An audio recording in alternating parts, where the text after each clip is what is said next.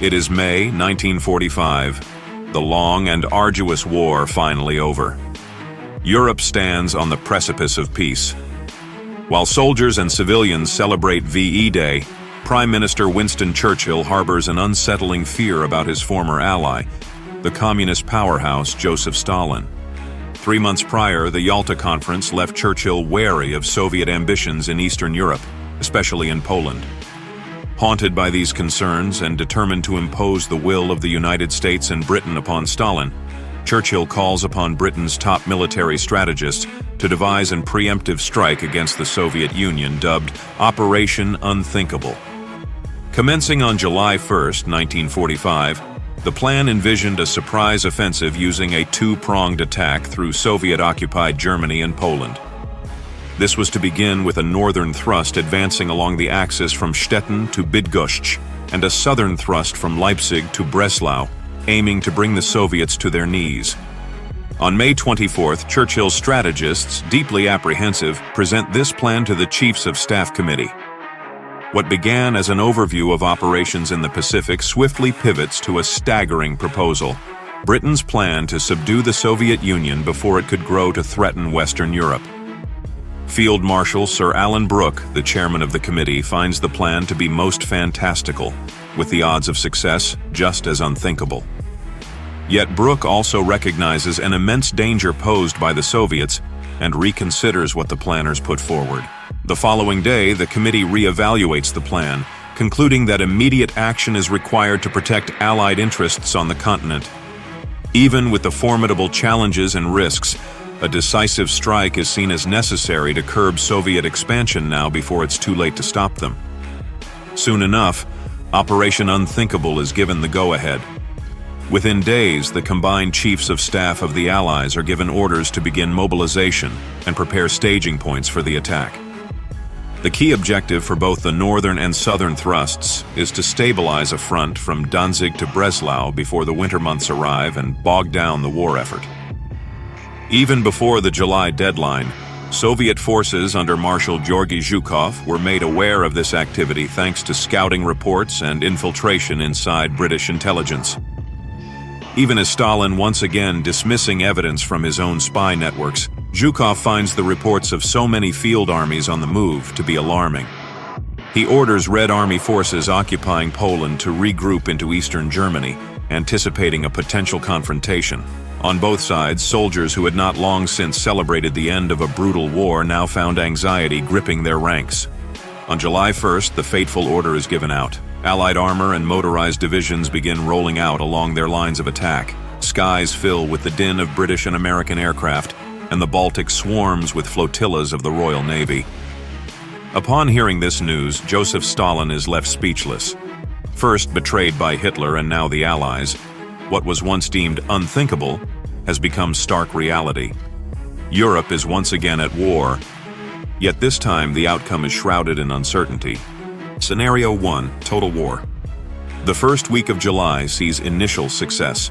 In the north, armored divisions from the British Second Army punch through Soviet lines, while reinforcements from the Canadian First Army help sustain their momentum. After forcing the Soviet 65th Army out of Rostock, key road crossings and bridges are then secured on the way toward Stettin. In the south, U.S. forces overwhelm Leipzig before advancing into Czech territory and tying up Soviet defenses around the city of Prague.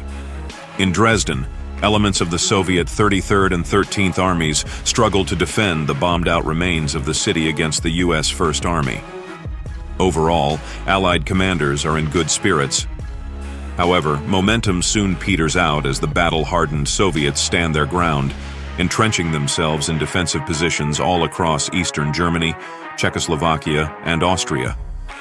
British and American armored divisions soon find their advance thwarted by Soviet artillery, as the same cannons and rockets which pulverized the Nazis into submission now savage Allied tanks and infantry.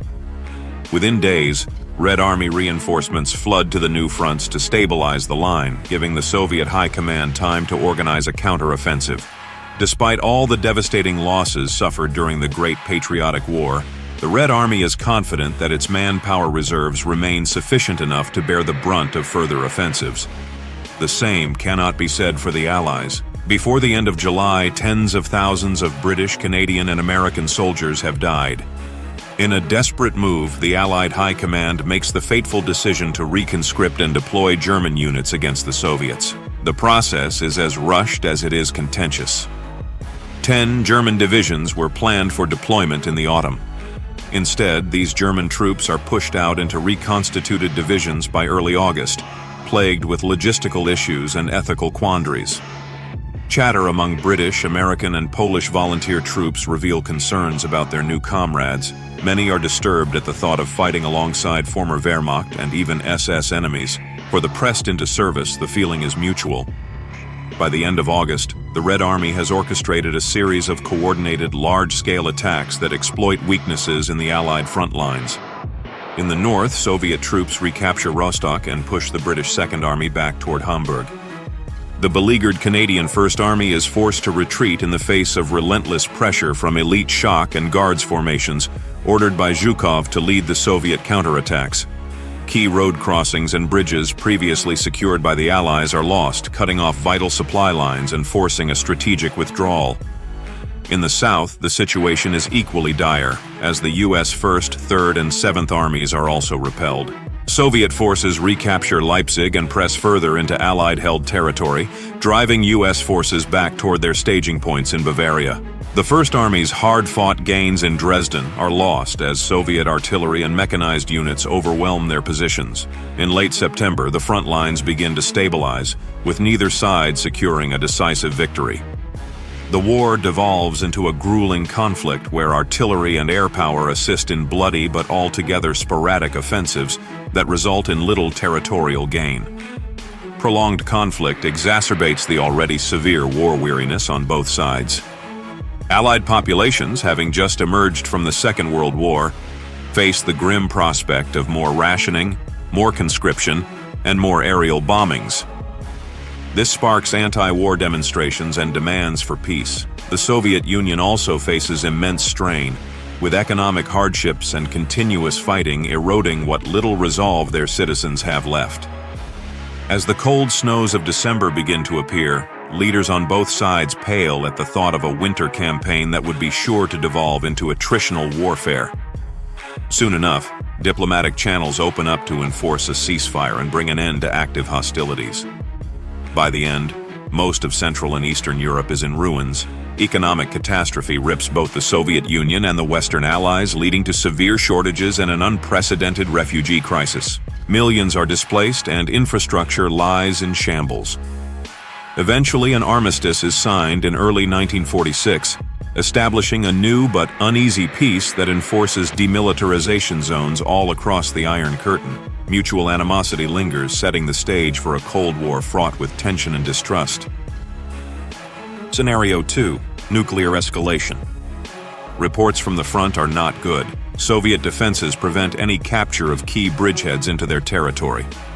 With the ground war already faltering, the Allies remain focused on achieving air superiority.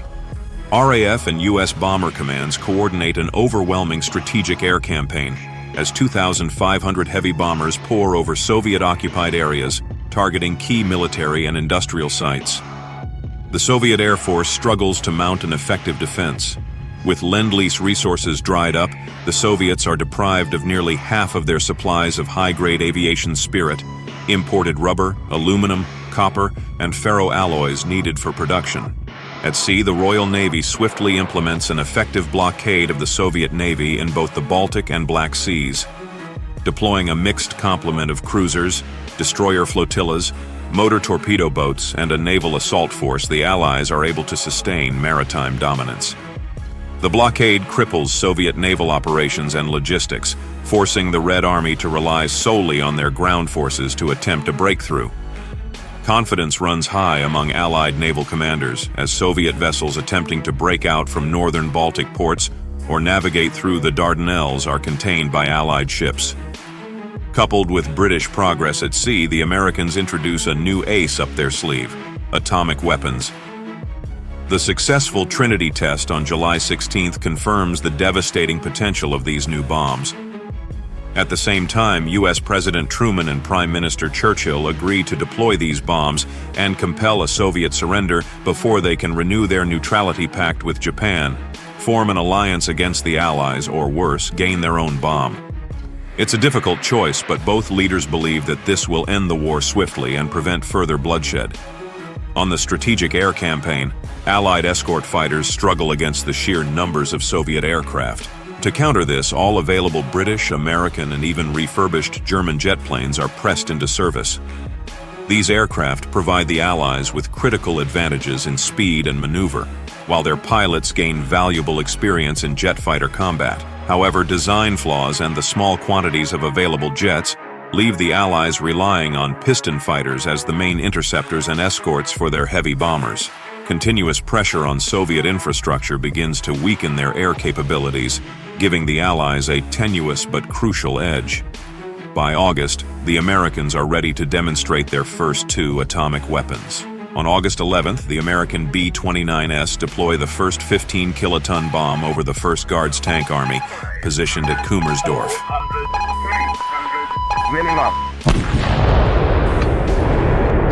The resulting explosion creates a 700-foot fireball, vaporizing everything at its core.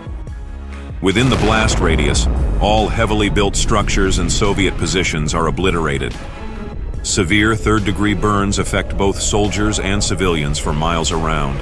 Windows shatter and injuries are widespread nearly 3 miles from the epicenter. Not long after, acute radiation sickness begins to set in, with many succumbing to poisoning.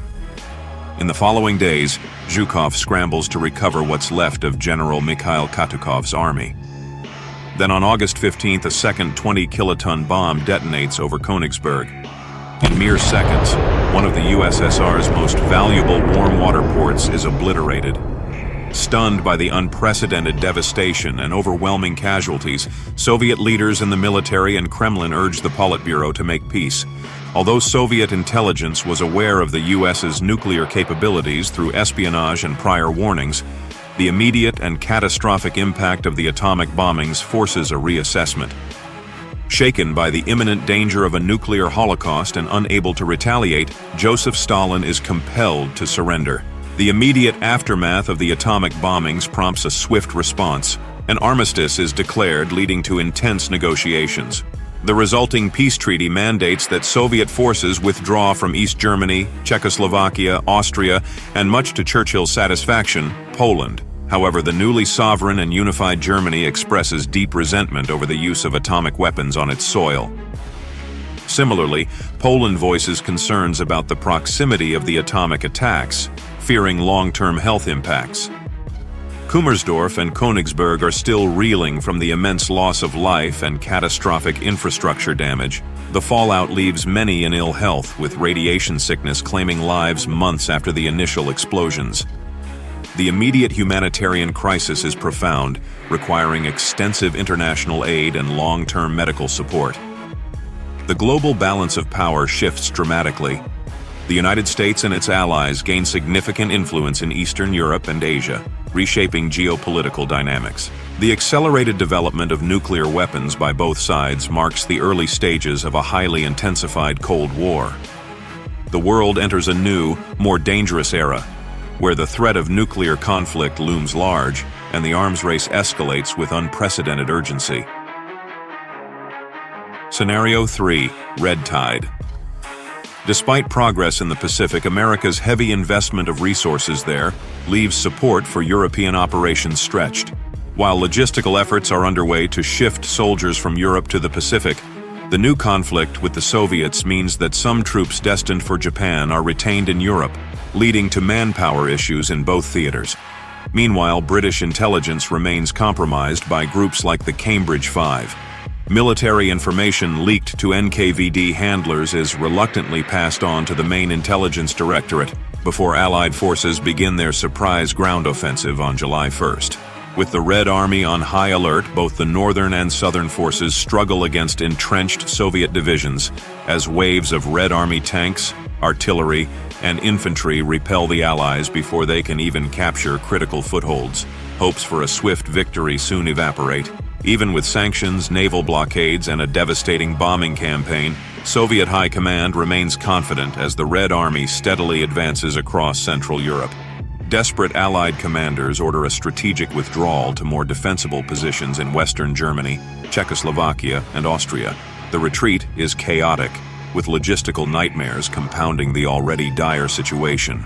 Morale plummets, and by late July, constant pressure from Soviet offensives drives British and American forces behind the Elbe River. The successful Trinity test in July leaves Allied strategists deliberating over the use of atomic weapons. With two simultaneous wars against Japan and the USSR, many predict a catastrophic level of nuclear retaliation is needed to subdue both theaters. Consequently, President Truman decides against offensive bomb deployments, reserving them for an extreme defense scenario. Churchill is outraged knowing British casualties in Europe will continue to soar, but the decision stands. The Allies must continue the fight through conventional means.